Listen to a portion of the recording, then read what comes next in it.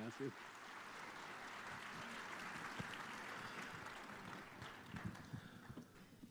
Wow. Mis hermanos, buenas noches. Es un enorme placer estar en Colombia otra vez. En los años que tenemos viajando a Colombia hemos podido conocer una amplia gama de la geografía colombiana. Hemos estado en Bogotá, obviamente en Medellín, en Cali, en Villavicencio, en el Chocó, en Cartagena. Ya se me ha olvidado. Pero lo más hermoso que hemos tenido en estos viajes ha sido precisamente conocer a muchos de ustedes y tener muy buenos amigos en diferentes lugares de Colombia. Así que es un enorme placer estar con ustedes una vez más. Les pido por favor que vayan conmigo al libro de Éxodo. Éxodo capítulo 3.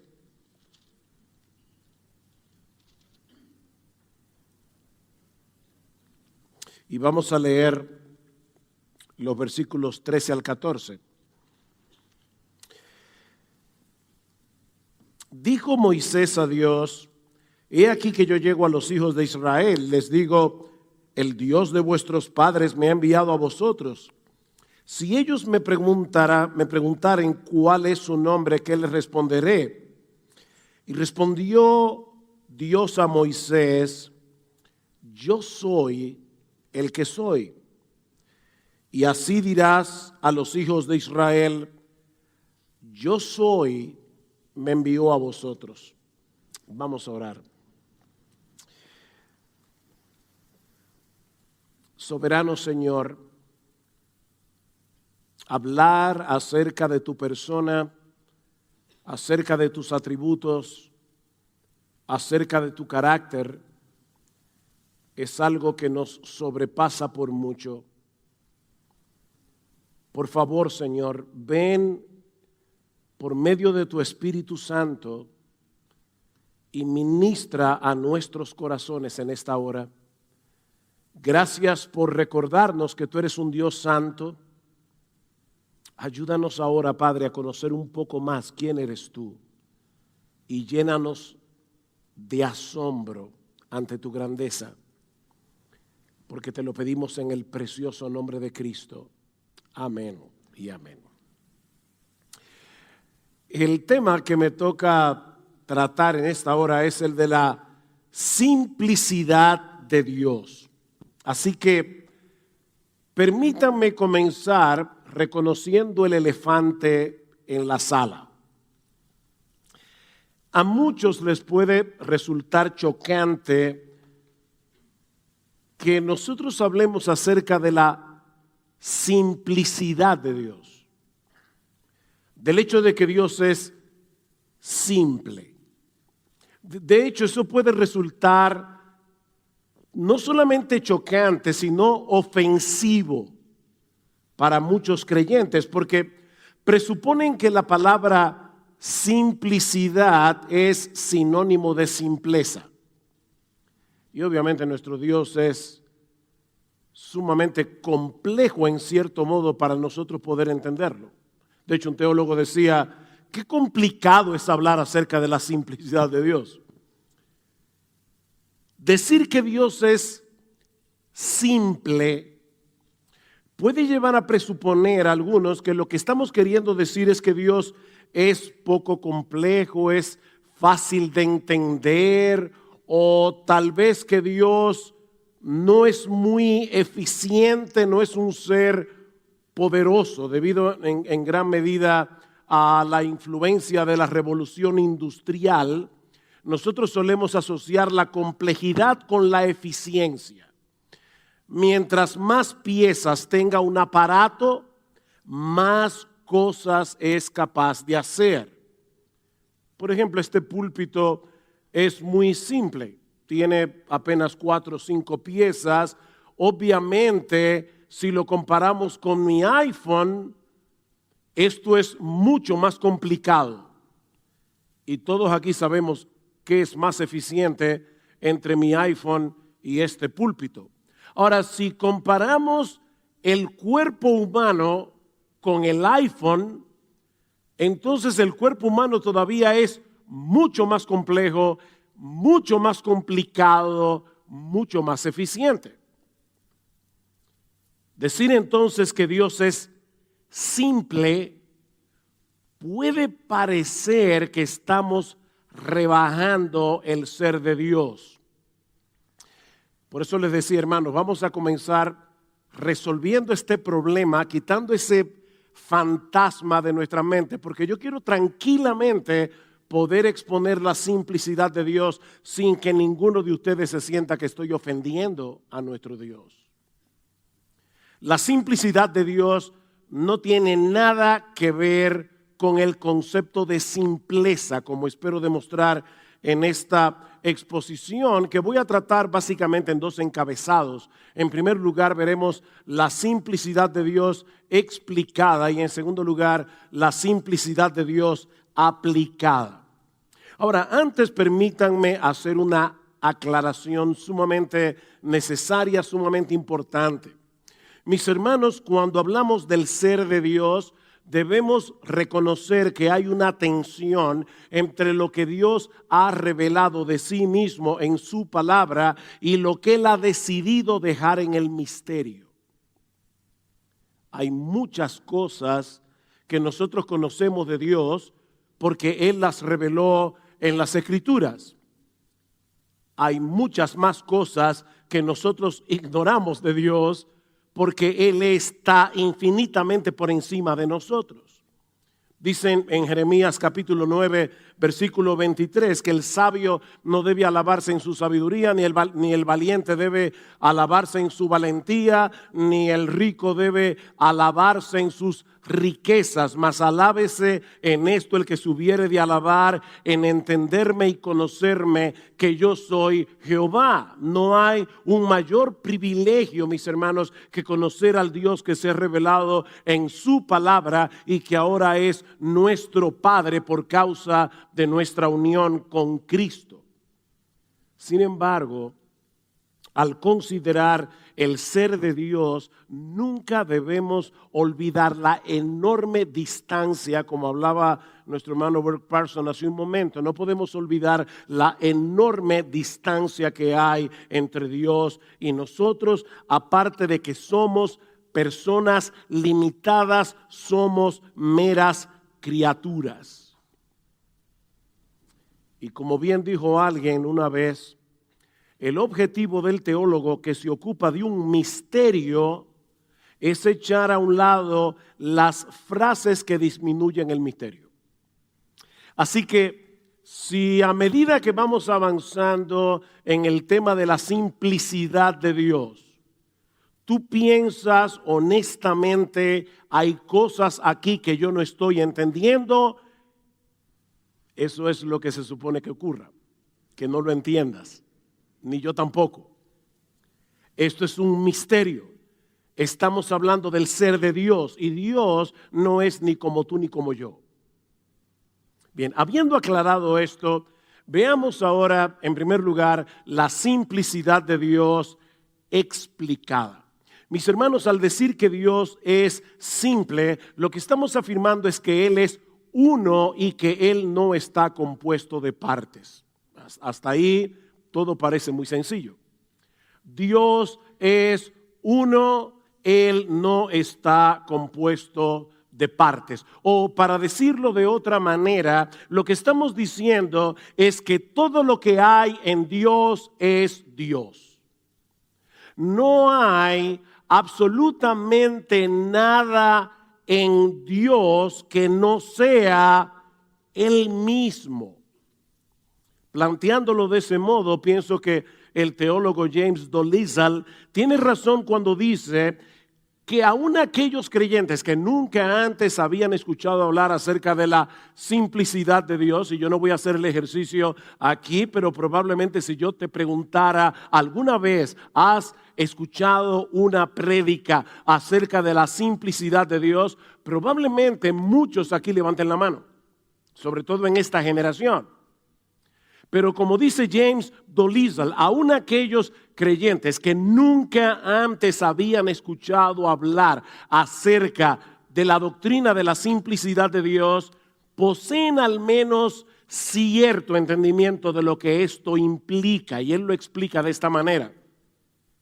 Vamos a suponer que yo te pregunte en esta noche, y yo voy a asumir, ¿verdad?, que tú asistes regularmente a una iglesia donde se predica fielmente la palabra del Señor.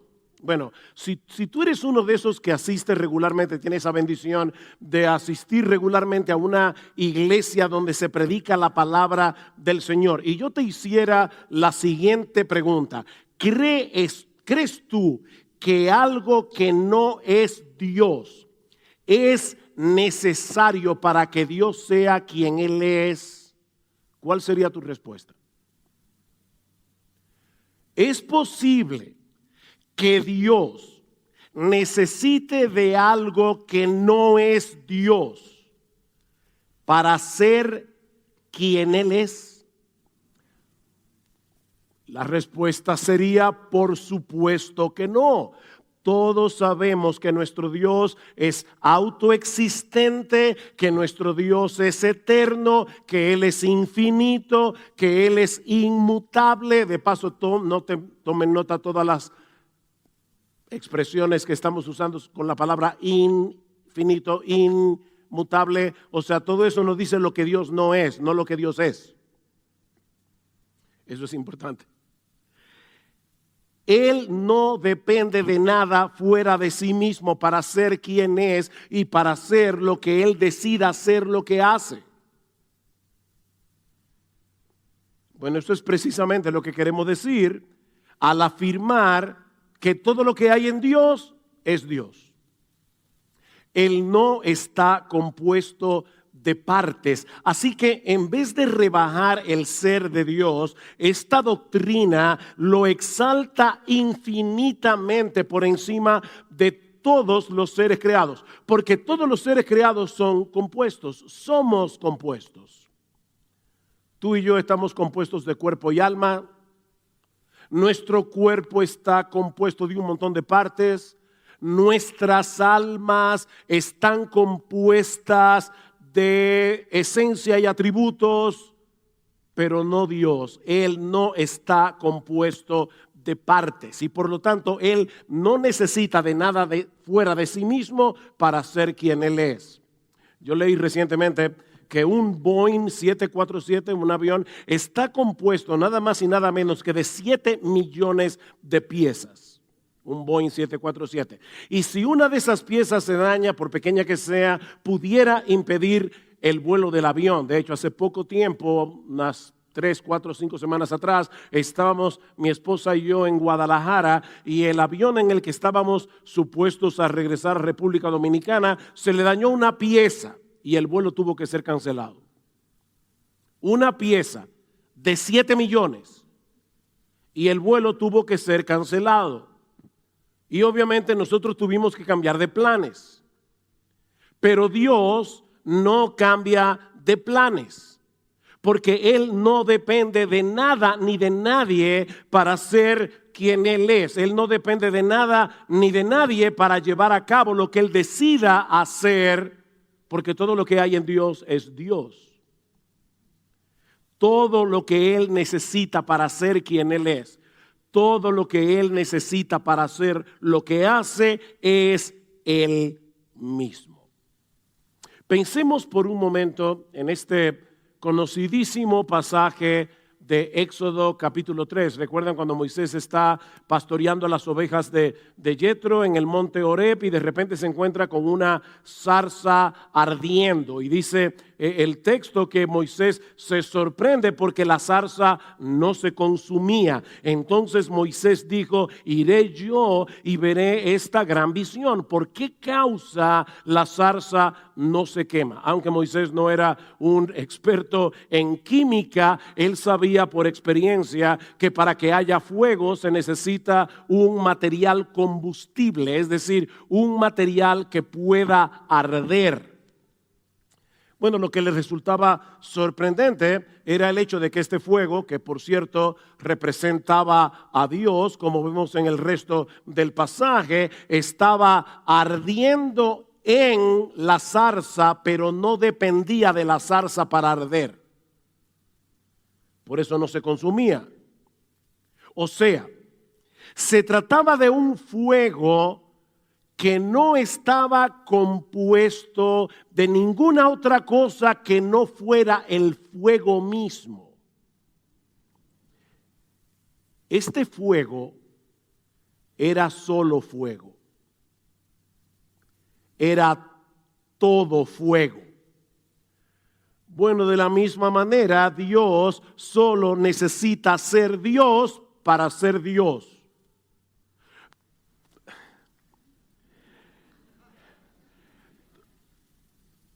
Todo lo que Dios requiere para ser Dios es Dios. Y no olviden, mis hermanos, el contexto en el que ocurrió este fenómeno. Dios estaba a punto de comisionar a Moisés para que fuera a Egipto de vuelta a liberar a su pueblo. Y obviamente Moisés iba a comenzar a poner un montón de excusas. Noten el versículo 11 del capítulo 3. Entonces Moisés respondió a Dios, ¿y quién soy yo para que vaya Faraón y saque de Egipto a los hijos de Israel? Capítulo 4, versículo 1. Entonces Moisés respondió, he aquí que ellos no me creerán, ni oirán mi voz, porque dirán, no te ha aparecido Jehová. Versículo 10. Entonces dijo Moisés a Jehová, ay Señor, yo nunca he sido hombre fácil de palabra. Excusas. Bueno, lo que Moisés necesitaba en ese momento no era elevar su autoestima, porque evidentemente la tenía en el piso. O sea, Moisés no era aquel hombre que dejó Egipto 40 años atrás. Ya Moisés llevaba 40 años en la escuelita de Madián, hablando solo con ovejas y con pastores que no tenían la preparación académica que Moisés tenía. ¿Qué necesitaba Moisés? ¿Elevar su autoestima? No. Él necesitaba saber quién es Dios. Y eso es precisamente lo que Dios le dice en el versículo 13. Cuando me pregunten quién eres tú, ¿qué les responderé? Y Dios le dijo a Moisés, yo soy el que soy. Y dijo, así dirás a los hijos de Israel, yo soy, me envió a vosotros. Decía el famoso filósofo español José Ortega y Gasset, yo soy yo y mis circunstancias. ¿Han oído esa frase? Yo soy yo y mis circunstancias. En otras palabras, mi yo, dice el filósofo español, es solamente un ingrediente, es una parte de mi vida, pero también están las circunstancias que han rodeado mi existencia y que han hecho de mí lo que soy. Bueno, en el caso de Dios, las circunstancias no juegan ningún papel. Él es quien Él es. Y era ese Dios autosuficiente, absolutamente independiente, la fuente de todo ser, la fuente de toda vida, el que estaba enviando a Moisés a libertar a su pueblo. Mis hermanos, Dios no necesitaba a Moisés para hacer su obra de liberación, como no te necesita a ti, ni tampoco me necesita a mí. El cementerio está lleno de gente indispensable, ¿verdad? Él no te necesita, ni a mí tampoco. Pero Moisés sí necesitaba a Dios. De hecho, Dios era todo lo que Moisés necesitaba. Y tú también. Y yo también. ¿Se dan cuenta, mis hermanos, que esta no es una enseñanza meramente académica que deba reservarse únicamente para los teólogos en las aulas de clases?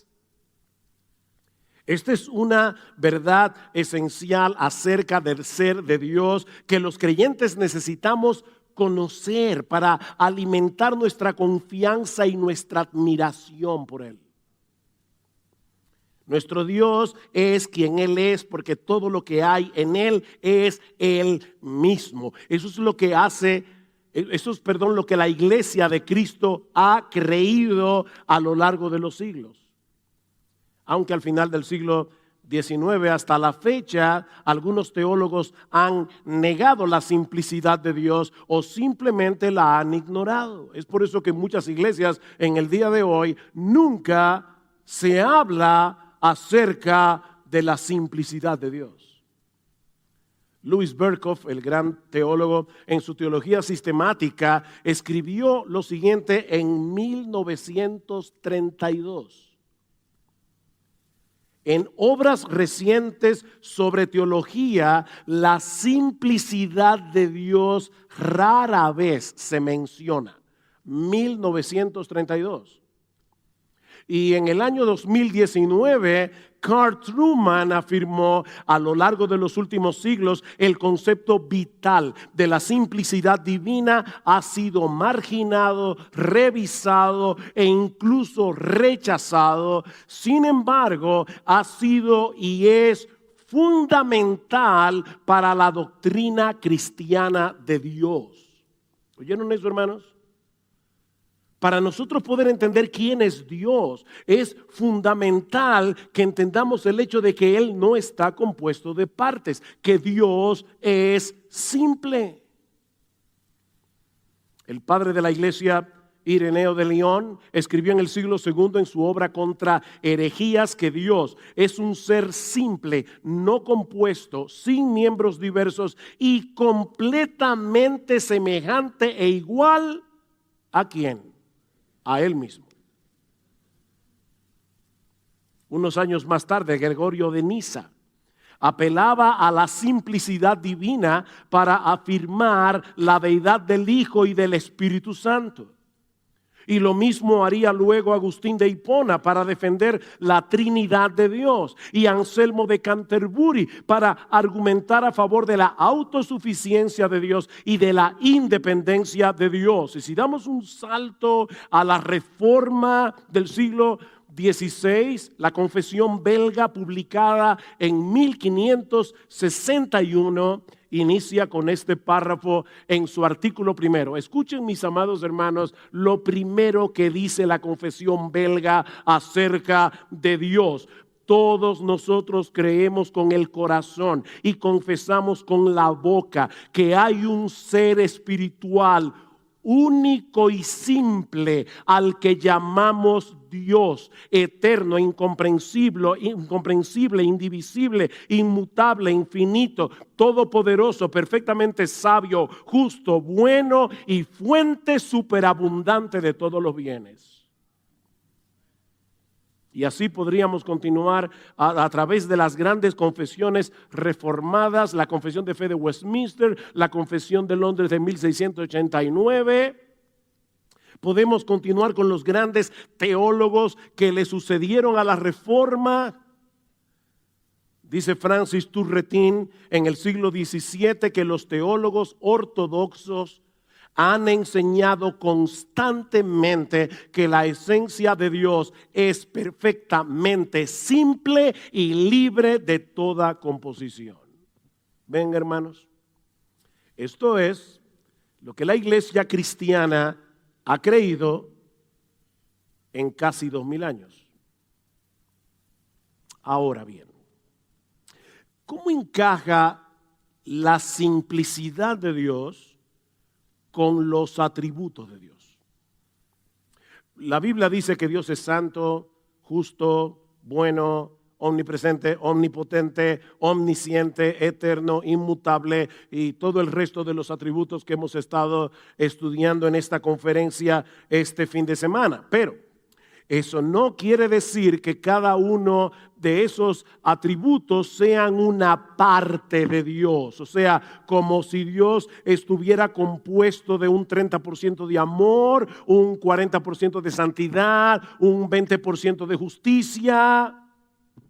No.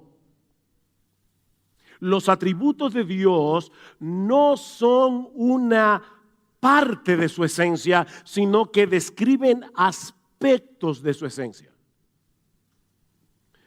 Permítame hacer una comparación aquí, a ver si me ayuda a darme a entender. Yo estoy seguro que todos aquí hemos conocido personas necias, ¿sí o no? Como también hemos conocido personas sabias. Eso quiere decir, lamentablemente, que la sabiduría no es una parte esencial de nuestra humanidad. O sea, se puede ser humano y ser un necio. Y se puede ser humano y ser un sabio. El ser humano que carece de bondad sigue siendo ser humano. Hitler era humano. Stalin también. Mussolini también. Y muchos políticos en el día de hoy. Son seres humanos. Pero en el caso de Dios, Él no puede perder ninguno de sus atributos porque dejaría de ser quien Él es, porque Él es simple. ¿Ven el punto? Por ejemplo, 1 de Juan capítulo 4 versículo 8, Dios es amor. Como dice en Juan 4:24, Él es espíritu, como dice en 1 de Juan 1:5 que Él es luz. Lo que eso significa no es que Dios tenga la capacidad de amar, sino más bien que el amor es un aspecto esencial del ser divino, de tal manera que Dios no puede dejar de ser amor sin dejar de ser Dios. Y lo mismo podemos decir del resto de sus atributos. Ahora, eso quiere decir que no podamos distinguir el amor de Dios de su santidad, o el amor y la santidad de Dios de su justicia, o el amor y la santidad y la justicia de Dios de su inmutabilidad. Son atributos, son aspectos diferentes. Sin embargo, no son partes de Dios, sino aspectos esenciales de su ser. Recuerda, si hay cosas aquí que no estás entendiendo, no hay problema. Bienvenido al club. Estamos lidiando con algo que nos sobrepasa. Sin embargo, déjeme hacer otra comparación que puede ayudarnos. Recordando, ¿verdad? No quiero explicar también el misterio que destruye el misterio. De hecho, tampoco puedo. Hay un aspecto del misterio que debe ser preservado en misterio, pero aún así permítanme hacer una comparación, otra más. Quizás muchos de ustedes saben que en el año 1666 el británico Isaac Newton descubrió que si un rayo de luz pasaba a través de un prisma de vidrio, se dividía en los 7 colores del arco iris: rojo, naranja, amarillo, verde, azul, índigo y violeta. Bien, esa luz blanca, antes de pasar por el prisma, ya contenía dentro de sí todos esos colores. Pero la identidad individual de cada uno de ellos no se hace visible hasta que pasa a través del prisma. O sea, el prisma separa los colores y nos permite apreciarlos. Bueno, de la misma manera, mis amados hermanos, cuando la gloriosa esencia divina pasa a través del prisma de su palabra, llega a nosotros a través del prisma de su revelación, entonces podemos apreciar los diversos colores de esa esencia única de Dios y podemos distinguir su amor, su bondad, su justicia, su santidad, su omnipresencia, su omnisciencia, su omnipotencia, su inmutabilidad, etc. Pero es una sola esencia. la esencia de nuestro glorioso Dios.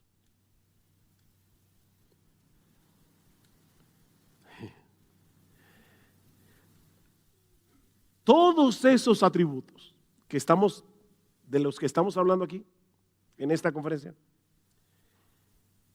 están contenidos en lo que Agustín de Hipona llamaba la simple multiplicidad de Dios. Me encanta Agustín. La simple multiplicidad de Dios. Necesitamos que el prisma de la Escritura divida ese potentísimo rayo de luz de la esencia divina, porque de lo contrario, mis amados hermanos, no podríamos entender cómo es Dios. Pero todos esos atributos son aspectos esenciales de su naturaleza. O sea, Dios no puede dejar de ser bueno, Él no puede dejar de ser santo, no puede dejar de ser justo, porque dejaría de ser Dios. Dice el Salmo 90, Señor, tú nos has sido refugio de generación en generación, antes que naciesen los montes y formases la tierra y el mundo, desde el Olam, desde el siglo y hasta el siglo, tú eres Dios. Tú eres Dios. Él siempre es el mismo. Dios no tiene sucesión de tiempo. Dios no aprende nada. Él lo sabe todo desde siempre. Dios nunca puede ser menos de lo que es, ni tampoco puede ser más de lo que es. Mi esposo y yo en noviembre pasado cumplimos 41 añitos de casados. Si yo le dijera a mi esposa hoy, wow, tú eres hoy mejor de lo que eras cuando yo me casé contigo, sería un piropo. Si yo le digo eso a Dios, sería un insulto. ¿Ven? No es lo mismo.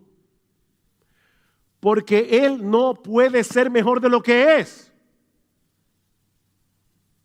Él es quien Él es y siempre ha sido quien Él es. Otro aspecto de la simplicidad de Dios que deberíamos considerar en esta hora, que por cierto no sé a qué hora empecé, pero bueno, ¿a qué hora empecé, por cierto? ¿Ah? ¿Cuánto me quedan? ¿Me quedan 10 minutos? No, tú estás jugando.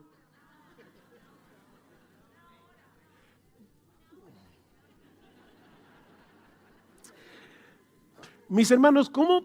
Yo voy a hacer mi mejor esfuerzo.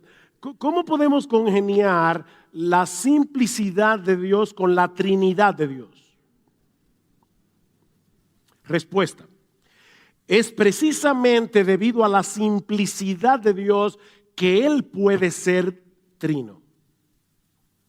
La Biblia enseña que la esencia única e indivisible de Dios, simplicidad, subsiste en tres personas distintas: el Padre, el Hijo y el Espíritu Santo. Trinidad. El Padre es Dios, el Hijo es Dios, el Espíritu Santo es Dios, y aún así no hay tres dioses, sino un solo Dios, porque los tres son una sola esencia. Simple e indivisible.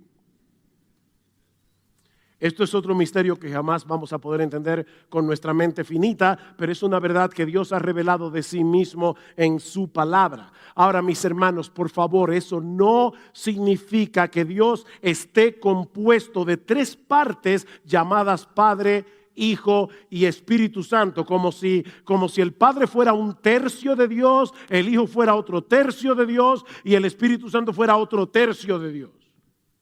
No. Una vez escuché a alguien decir, la Trinidad no es tan complicada, es como el huevo. El huevo tiene cáscara, tiene yema, tiene clara. Sin embargo, la cáscara sola no es el huevo, la yema sola no es el huevo, la clara sola no es el huevo. No. No. Eso equivaldría a decir que cada persona de la Trinidad no es Dios en sí mismo, como si tuviéramos que sumar a las tres personas de la Trinidad para tener la esencia completa de Dios. Mis hermanos, cuando hablamos de la Trinidad, lo que realmente estamos diciendo es que cada una de las personas, el Padre, el Hijo, el Espíritu Santo, comparte igual y plenamente la esencia única y simple de Dios. Deuteronomio 6:4, oye Israel, Jehová nuestro Dios, Jehová uno es. Irónicamente, este es uno de los textos favoritos de los musulmanes y de todos los que niegan la doctrina de la Trinidad. Pero lo que este texto significa no es que Dios sea una singularidad numérica, sino más bien que como Dios es uno, porque solo hay una esencia divina, Él y solo Él debe ser el objeto de nuestros afectos y de nuestra adoración. Por eso el texto continúa diciendo, y amarás a Jehová tu Dios con todo tu corazón y de toda tu alma y con todas tus fuerzas. La devoción y lealtad de nuestro corazón y de nuestra alma no puede estar dividida porque existe un solo Dios. Ahora es interesante notar que esa palabra hebrea que se traduce como uno en Deuteronomio capítulo 6 también puede traducirse como un solo, más que uno, es un solo. Es la misma palabra que usa Moisés en Génesis capítulo 2 versículo 24 para decir que en el matrimonio el hombre y la mujer vendrían a ser una sola carne, dos personas que vienen a ser una en el vínculo del matrimonio, ¿ven? Así que lo que este pasaje enseña, Deuteronomio capítulo 6, es que Jehová es el único que tiene derecho a ser llamado Dios. Es lo mismo que expresa Moisés en Deuteronomio 4:35 cuando está relatando las cosas maravillosas que Dios hizo en medio de su pueblo, y ahora le dice Moisés, a ti te fue mostrado todo esto para que supieses que Jehová es Dios y que no hay otro fuera de Él. De manera que Dios es uno en un sentido y tres en otro. Importante eso, hermanos. Los testigos de Jehová, ¿verdad?, nos dicen 1 más 1 más 1 no es igual a 1. El problema es que aquí no estamos lidiando con la matemática. De paso, 1 por 1 por 1 sí es igual a 1, pero aquí estamos hablando del ser de Dios. Y lo que estamos diciendo es que Dios es uno y es tres, pero no en el mismo sentido. Dios es uno porque su esencia es única y simple, por eso hay un solo Dios. Pero es tres en el sentido de que tres personas distintas, el Padre, el Hijo y el Espíritu Santo, subsisten en esa sola y simple esencia de Dios. Repito, hermanos, esto es un misterio que no podemos comprender plenamente, pero es una doctrina bíblica que debemos creer. Resumiendo lo que hemos visto hasta aquí, no estoy terminando, Alejandro. Cuando hablamos de la simplicidad de Dios, nos referimos al hecho de que Dios no está compuesto de partes, que todo lo que hay en Dios es Dios. ¿Qué tiene todo eso que ver con nosotros? Porque tú puedes estar pensando, pastor, ¿y de verdad es tan importante que yo sepa eso? Ok, ya vimos la doctrina bíblica explicada, veamos ahora la doctrina bíblica aplicada, y sí es importante porque el Señor dice, gloríate en esto, en entenderme y en conocerme. En primer lugar, porque nuestro Dios es un ser simple, que no depende de nada ni de nadie, ni para su existencia, ni para cumplir su voluntad, ni para ser feliz. Podemos y debemos depender de Él en medio de cualquier necesidad y circunstancia. Mis hermanos, nosotros somos muy débiles, nosotros somos gente muy necesitada. Cualquier cosa puede afectarnos repentinamente en una forma profunda y significativa. Hace unas horas recibí una noticia terrible. Un hermano de nuestra iglesia, muy amado, por años miembro de nuestra congregación, acaba de perder a su hijo de 28 años. Repentinamente le dio un infarto masivo. Y toda nuestra iglesia está conmovida porque nosotros conocemos a ese muchacho desde el día que nació. ¡Qué terrible! Pero nuestro Dios, que ama a los suyos con amor eterno, no depende de nada ni de nadie para cumplir sus propósitos buenos y sabios en nuestras vidas. Isaías 49:9, porque yo soy Dios y no hay otro Dios, y nada hay semejante a mí, que anuncio lo por venir desde el principio y desde la antigüedad, lo que aún no era hecho, que digo, mi consejo permanecerá y haré todo lo que quiero. Nosotros podemos y debemos depender de ese Dios, que hace todas las cosas según el designio de su voluntad, como dice Pablo en Efesios capítulo 1, versículo 11. Su voluntad prevalecerá porque Él no necesita nada fuera de sí mismo para hacer lo que Él ha determinado hacer. Y como Él es simple, Él no cambia.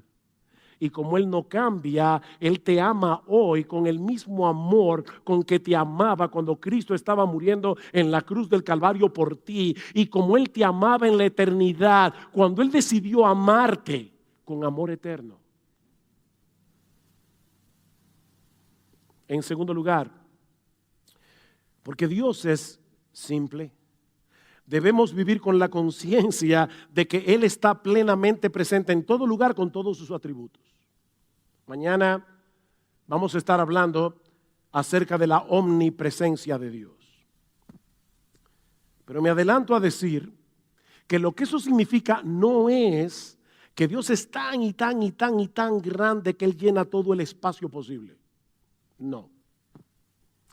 Lo que eso quiere decir es que Dios, con todos sus atributos, está en todo lugar al mismo tiempo.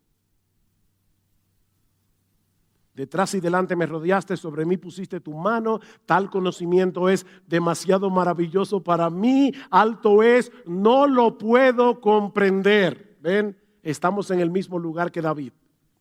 ¿A dónde me iré de tu espíritu? ¿A dónde huiré de tu presencia? Literalmente, ¿a dónde huiré de tu faz? Si subiera a los cielos, allí estás tú, todo tú. Y si en el Seol hiciere mi estrado, he aquí, allí estás tú, todo tú. Si tomare las alas del alba y habitar en el extremo del mar, aún allí me guiará tu mano y me asirá tu diestra. Dios no está difuminado por el espacio. Por aquí hay un poco de su amor y por aquí otro poco de su santidad y por allá otro poco de su justicia. No, todo Dios está en todo lugar al mismo tiempo con todo su ser porque Él es simple.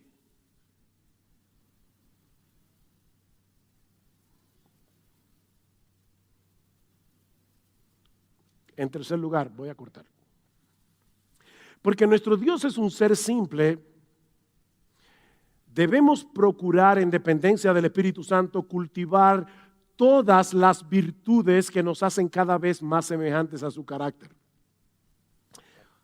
Dios, como decía Parson hace un momento, no es más amoroso que santo, ni es más santo que justo, ni más justo que bondadoso, ni más bondadoso que compasivo.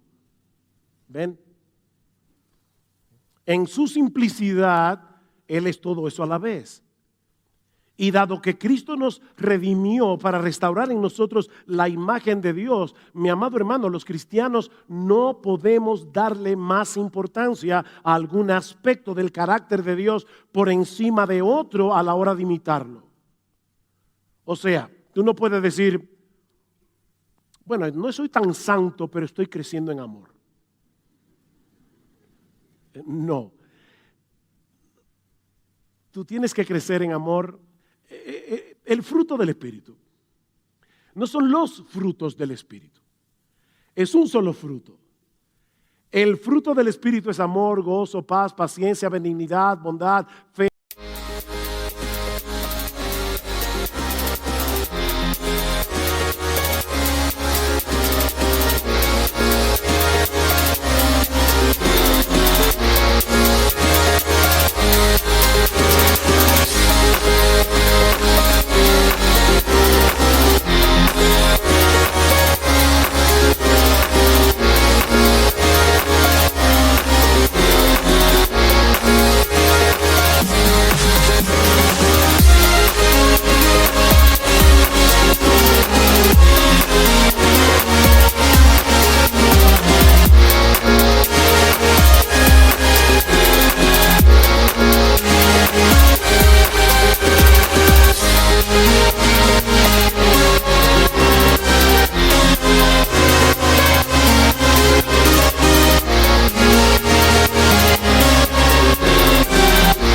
Mansedumbre, dominio propio, templanza.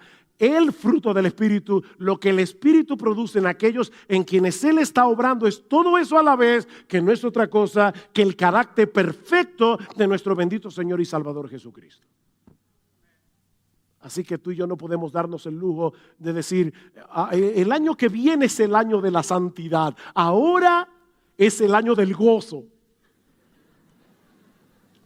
No. Finalmente, porque nuestro Dios es un ser gloriosa y maravillosamente simple. Mis hermanos, solo Él es digno de nuestra más ardiente devoción, lealtad y adoración. Cuando un escriba le preguntó al Señor Jesucristo, ¿cuál es el mandamiento más importante de la ley? ¿Qué hizo Jesús? Citó Deuteronomio, capítulo 6. El primer mandamiento de todos es: oye Israel, el Señor nuestro Dios, el Señor uno es, y amarás al Señor tu Dios con todo tu corazón y con toda tu alma y con toda tu mente y con todas tus fuerzas. Si Dios es uno, no podemos tener nuestros afectos divididos. Debemos amarlo y adorarlo únicamente a Él con todo el corazón, con toda nuestra alma, con toda nuestra mente y con todas nuestras fuerzas. Y si es verdad que de este lado de la eternidad, mientras el pecado more en nosotros, adorar a Dios de ese modo será una lucha. Pero en la misma medida en que se acreciente nuestro asombro por quien Él es, en esa misma medida aumentará el fuego de nuestra devoción por Él. Hace unos años tuve que viajar a Canadá por razones ministeriales y unos hermanos muy queridos me llevaron a conocer las cataratas del Niágara.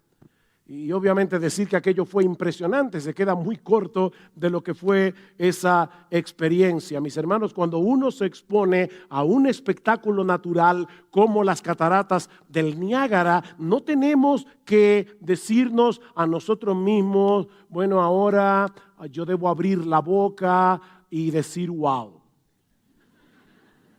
Porque eso sería lo más apropiado, ¿verdad? Cuando uno está considerando un fenómeno que no se ve todos los días. No, mis hermanos, las emociones no funcionan así. Uno simplemente se detiene a contemplar ese espectáculo, millones y millones y millones de galones de agua cayendo por minuto, todos los arcoíris que se forman en el fondo de las cataratas cuando el agua rompe y se convierte en vapor de agua. Ese ruido atronador, y en una forma natural, por lo menos yo digo, wow.